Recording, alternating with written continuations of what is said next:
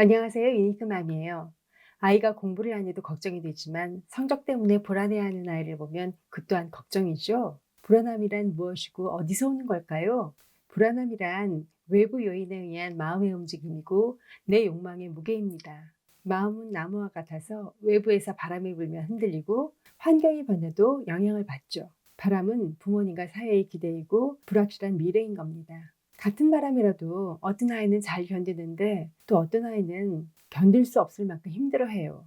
왜 이렇게 차이가 나는 걸까요? 그건 아이마다 특성이 달라서 그래요. 어떤 아이는 가늘고 힘없는 풀 같아서 작은 바람에도 마음이 흔들리고 또 어떤 아이는 기둥이 튼튼하고 튼실해서 웬만한 바람에는 흔들리지 않죠.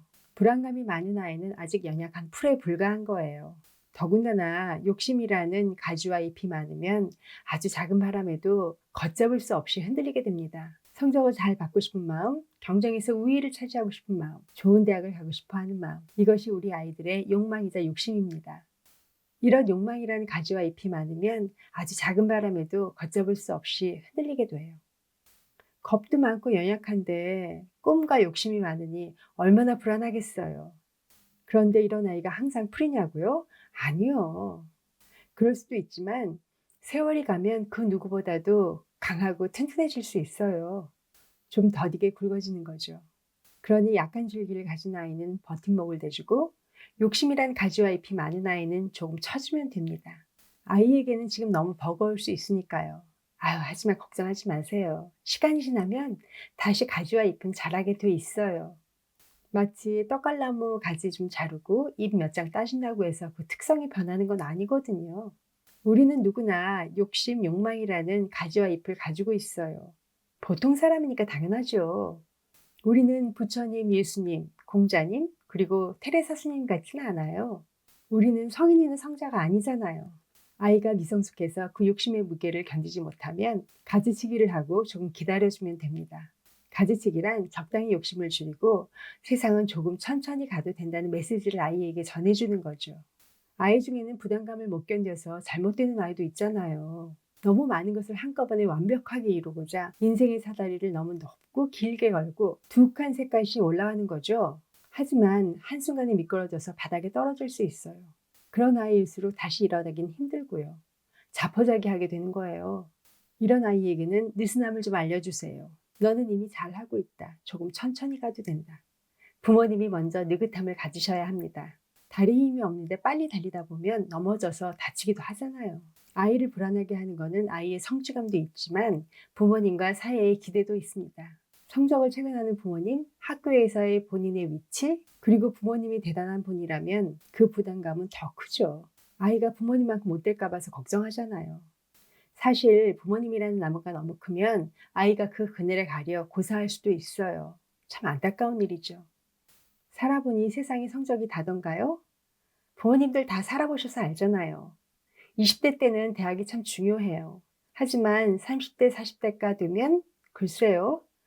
50대가 되면 뭐 더 말할 필요도 없어요. 본인이 좋아하고 잘한 일을 얼마나 열심히 꾸준히 하느냐가 중요한 거죠. 욕심과 급한 마음을 버리시고 아이를 보호하는 울타리를 좀 넓게 치세요. 그리고 바라봐 주세요. 그것만으로도 충분합니다. 제 주위에 한 아이가 있었어요.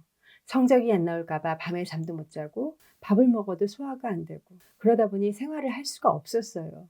아이의 부모님이 사회적으로 성공한 분이다 보니 그 부담감이 더 컸겠죠. 그 아이는 외고를 다니고 있었어요. 중학교 때까지는 공부를 잘 했는데 고등학교를 가고 나니 경쟁도 심하고 그러니 부담감도 더 컸겠죠.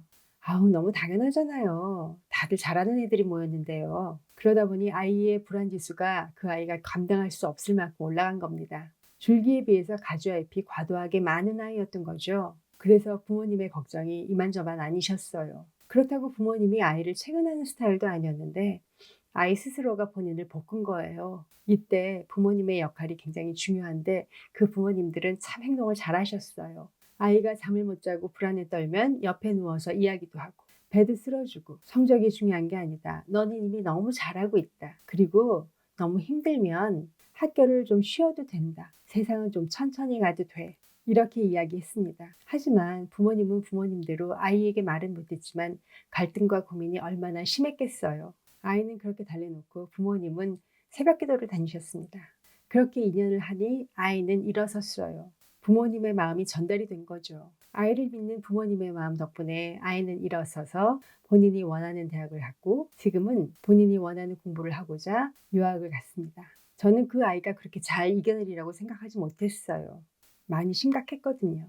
그러나 아이가 힘든 시기에 부모님은 그 아이에게 맞는 버팀목이 되어준 겁니다. 그래서 아이는 일어설 수 있었던 거고요. 그래서 세상은 좀 오래 살아봐야 알아요. 아이가 중학교, 고등학교를 가면 참 부모님의 마음이 바빠지죠. 아이의 성적이 내 성적인 것 같고 아이에 대한 세상의 평가가 나에 대한 평가인 것 같잖아요. 아이와 너무 밀착이 된 거죠. 나의 욕심이 너무 커서 아이를 나의 미님이라고 생각하고 마구 끌고 온 건 아닌지 스스로에게 한번 물어보세요. 아이에게 조금 떨어져서 바라봐 주세요. 아이는 밀고 당긴다고 해서 잘 크는 건 아닙니다. 아이 스스로 서기엔 좀 늦었다고요? 늦은 때는 없어요. 아이와 솔직하고 담백한 대화를 나눠보세요. 아이는 차흙덩어리가 아니에요. 내가 주무른다고 내가 원하는 형태로 되지는 않아요. 성적 때문에 불안해하는 아이는 오히려 쉽습니다. 부모님이 욕심을 버리고 조금 천천히 가도 된다고 생각하면 되거든요. 그리고 아이가 잘 클 수 있도록 아이에게 맞는 버팀목만 되어주시면 됩니다. 다음 시간에는 공부를 안 하는 아이에 대한 부모님의 자세에 대해서 한번 이야기해 볼까 해요. 도움이 되셨다면 좋아요와 구독 버튼 꼭 눌러주세요.